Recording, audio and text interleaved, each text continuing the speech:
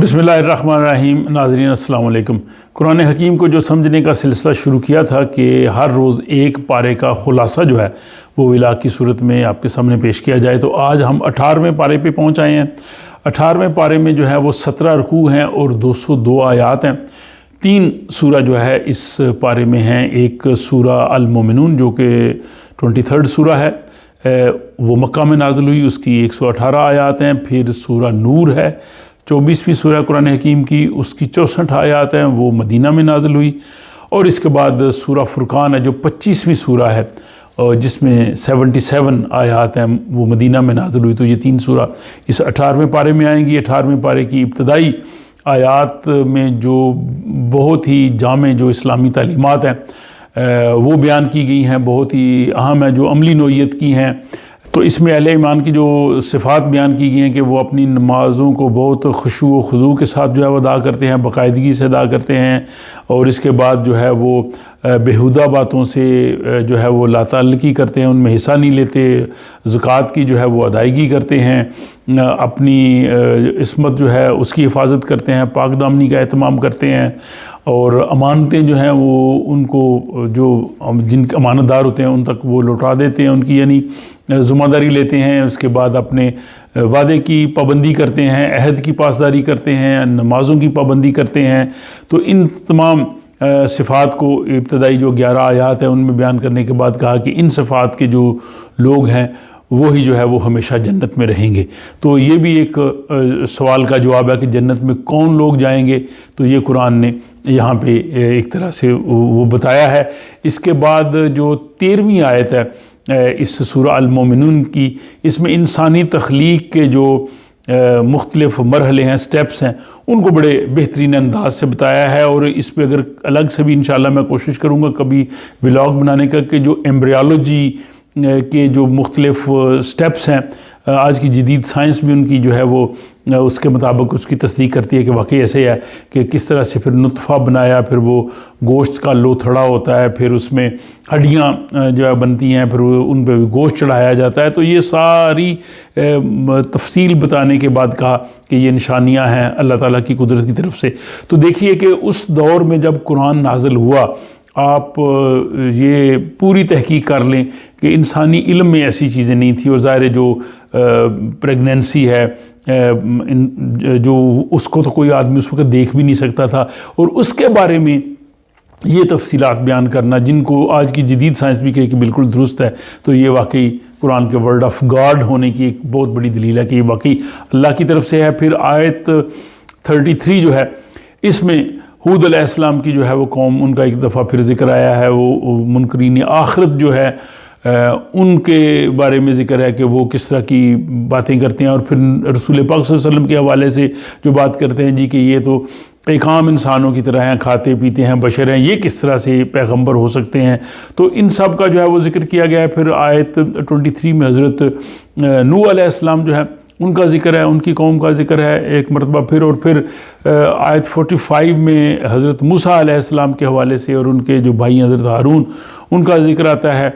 और आगे चल के आयत 85 में 85 में अल्लाह ताला जो है वो एक सवालिया अंदाज से इन लोगों से पूछते हैं जो मुनकरीन आखिरत हैं कि इनसे पूछो कि ये ज़मीन व आसमान किसने बनाए हैं, इसके ख़जानों का कौन मालिक है, और दुनिया की जो हर चीज़ है वो किसकी दस्तरस में, किसके कानून जो है वो पूरी दुनिया में जो है वो लागू हैं, और क्या उनको कोई तब्दील कर सकता है। तो कहते हैं जी कि ये उनके पास ज़ाहिर इसका कोई जवाब नहीं, लेकिन इसके बावजूद वो लोग इस चीज़ को तस्लीम नहीं करना चाहते। और आयत 91 में ये कहा गया है कि अल्लाह ताला का कोई ज़ाहिर औलाद नहीं है, अल्लाह ताला जो है उसके सिवा कोई इबादत के लायक नहीं है। और इस यहाँ एक मरतबा फिर जो है एक से ज़्यादा खुदा होने का जो लोगों का ख्याल था उसके हवाले से बताया ये कैसे मुमकिन है कि दुनिया में 2 खुदा हो सकते। और फिर खुदा का जो अल्लाह ताला की जो कायनात पे जो इक़्तिदार है और खुदा ने जिस कायनात को तख्लीक किया उसके हवाले से बात की है। और आखिरी जो आयत 118 है सूरा अल मोमिनून की, इस पारे 18वें में, तो उसमें कहा गया कि यार अब हम दरगुज़र फरमा और तू बेहतर जो है वो रहम करने वाला है। इसके बाद जनाब सूरा शुरू हो जाती है सूरा अल नूर, जो कि 24ویں سورہ ہے اور یہ مدینہ میں نازل ہوئی، 64 آیتیں ہیں، اس میں بہت سے احکامات بھی ہیں، جیسے کہ میں نے پہلے بھی عرض کیا کہ جو مکہ کی صورتیں ان میں زیادہ جو ہے وہ زمین و آسمان کی تخلیق، منکرین حق کے سوالوں کے جواب، منکرین رسالت سے مخاطب کیا گیا ہے، آخرت کی جو ایمان نہیں رکھتے تھے ان کے حوالے سے، لیکن جو مدینہ کی آیات ہیں ان میں جو ہے احکامات کی آیات زیادہ آئیں گی، اور یہاں پہ اللہ تعالیٰ نے شروع سے ہی جو ہے وہ خانگی اور معاشرتی جو احکامات ہیں ان کو جو ہے وہ بتایا ہے۔ اگر معاشرے میں کچھ ایسے لوگ گناہ کریں تو ان کو کیا کرنا ہوگا، معاشرے کو، حکومت کو، جو ظاہر یہ جتنے بھی احکامات دیے گئے ہیں، ظاہر یہ اسلامی ریاست جو ہے اس پہ عمل کرے گی، کوئی فرد یا گروہ اپنے طور پہ پکڑ کے سزا نہیں دے سکتا۔ تو اس میں کہا ہے کہ اگر زنا کرنے والا کوئی شخص ہے، مرد ہے یا عورت ہے، تو اس کو 100 کوڑے کی سزا دی جائے، اور سزا دیتے وقت آپ میں کوئی رحم نہیں آنا چاہیے، کیونکہ ظاہر ہے انہوں نے جرم کیا ہے، اور اس وقت جو ہے وہ ایک چھوٹی سی جماعت بھی مومنین کی وہاں پہ موجود ہونی چاہیے۔ اور پھر آیت 5 میں عورتوں کی جو عزت ہے، پاک دامنی ہے، اس کا کتنا بڑا خیال رکھا گیا کہ اگر کوئی لوگ جو ہے وہ پاک دامن عورتوں پہ تہمت لگائیں جو ہے وہ زنا کی، اور وہ 4 گواہ پیش نہ کر سکیں، یعنی وہ جھوٹی بات کریں یا ان کے پاس کوئی اس کا ثبوت نہ ہو، تو 4 گواہ اگر وہ پیش نہ کریں تو پھر کیا ہے کہ ان کو جو ہے وہ 80 کوڑے مارے جائیں، اور آئندہ سے ان کی شہادت جو ہے وہ قبول نہ کی جائے، کیونکہ یہ لوگ فاسق ہیں۔ تو یہ بہت بڑی جو ہے وہ اللہ تعالیٰ نے جو ہے وہ عورتوں کی جو عصمت ہے، عزت ہے، اس کا جو ہے وہ خیال کیا ہے۔ پھر آیت 6 میں فرمایا ہے کہ اگر کوئی شخص اپنی بیوی پر زنا کی تہمت لگاتا ہے اور وہ 4 گواہ نہیں لے کے آتا، اور اس کی بیوی اس پر اس کی تہمت کا انکار کر دے، تو پھر دونوں جو ہے وہ 4 مرتبہ وہ قسم کھائیں اور یہ کہیں کہ اللہ تعالیٰ جھوٹوں پہ لعنت کرتا ہے۔ تو یہ اس کا بھی پورا طریقہ کار جو ہے یہاں پہ آیت 6 کے آگے سے جو ہے بتا دیا گیا ہے۔ پھر آیت جو 11 ہے سورہ نور کی، اس میں بڑا اہم ایک واقعہ بیان کیا گیا ہے۔ قرآن نے کسی کا نام نہیں لیا، اور میں سمجھتا ہوں کہ اگر قرآن نے کسی کا نام نہیں لیا تو ہمیں بھی نہیں لینا چاہیے۔ اس میں اللہ تعالیٰ نے اگر پردہ پوشی کی ہے تو ہمیں بھی پردہ پوشی ہی کرنی چاہیے۔ یہاں پہ ہے کہ کچھ گروہ نے، کچھ لوگوں نے کسی پہ جو ہے وہ تہمت لگائی، اور تہمت لگانے کے بعد جو ہے وہ اس چیز کو آگے پھیلایا اور کہا کہ جو لوگ اس طرح کی تہمت لگاتے ہیں ان کے لیے جو ہے وہ سخت عذاب ہے۔ اور اس میں یہ کہا گیا کہ اگر کوئی اس قسم کا واقعہ اگر آ بھی جائے تو فوری طور پہ اس کو جو ہے وہ آگے نہیں پھیلانا چاہیے، بلکہ فرسٹ ریئیکشن رویہ یہی ہونا چاہیے کہ نہیں یہ بات ایسی غلط ہے، اس طرح سے نہیں ہے۔ تو یہ کہا گیا کہ مومن جو مرد یا عورتیں ان کے بارے میں نیک گمان کرنا چاہیے۔ اور اس کے بعد پھر آیت جو ہے وہ 23 میں پاک دامن جو ہے وہ عورتیں ان پہ جو تہمت لگاتے ہیں تو ان پہ دنیا اور آخرت کے عذاب کا جو ہے وہ ذکر کیا گیا ہے۔ پھر آیت 27 میں کہا گیا ہے کہ کیا مومنو جب ایک دوسرے کے گھر جاؤ تو اجازت لے کے جاؤ، گھر والوں کو سلام کرو، اور اگر وہ آپ کو لوٹ جانے کا کہیں تو لوٹ کے واپس چلے جاؤ، اس کا جو ہے وہ برا نہ مناؤ۔ اور اگر کسی جگہ پہ کسی کی رہائش نہ ہو اور وہاں پہ اگر تم نے کوئی جگہ اپنی کوئی چیز رکھی ہوئی ہے تو اس کے آپ جانے میں کوئی حرج نہیں ہے۔ جیسے تو اسی سورہ نور میں جو ہے وہ پردے کے حوالے سے بھی جو ہے وہ آیات آئی ہیں، میں ان کا جو ہے وہ ترجمہ آپ کی خدمت میں پیش کرتا ہوں۔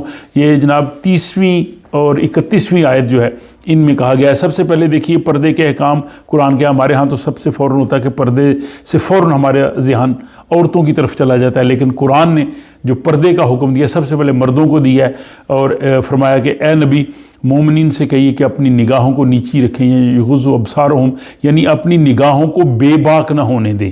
تو نیچی رکھنے کا مطلب یہ ہے کہ بے باک نہ ہونے دیں، خیالات میں پاکیزگی رکھیں، خیالات جو ہے وہ غلط نہ کریں، اور اپنی شرمگاہوں کی حفاظت کریں، یہ ان کے لیے زیادہ پاکیزہ ہے، یقیناً اللہ باخبر ہے ان سب سے جو وہ کرتے ہیں۔ تو سب سے پہلے مومن مردوں کو جو ہے وہ سورہ نور کی آیت 30 میں پردے کا، یعنی پردہ بیسیکلی تو وہی ہے، آپ کی نگاہوں کے بے باک ہونا اور اپنے خیالات کا پاکیزہ ہونا، آپ کی سوچ کا درست ہونا، جس کا قرآن نے کہا ہے۔ میکینیکلی تو بعد کی بات آتی ہے۔ دوسری پھر اس کے بعد اپنی مومن عورتوں کے لیے بھی کہا گیا ہے کہ وہ بھی اپنی نگاہیں نیچی رکھیں، یعنی اپنی نگاہوں کو بے باک نہ ہونے دیں، اپنے خیالات پاکیزہ رکھیں، اپنی شرمگاہوں کی حفاظت کریں، اپنی زینت کا اظہار نہ کریں سوائے اس کے کہ جو خود ظاہر ہو جائے، اور اپنے گریبانوں پر اوڑھنیاں چادر لے لیں۔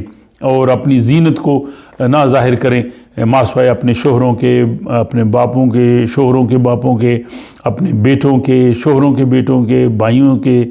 یہ پوری تفصیل اس میں آ جاتی ہے. آپ دیکھ سکتے ہیں بھانجے بھی ہیں اس میں، یعنی وہ رشتے جو محرمات میں ہوتے ہیں.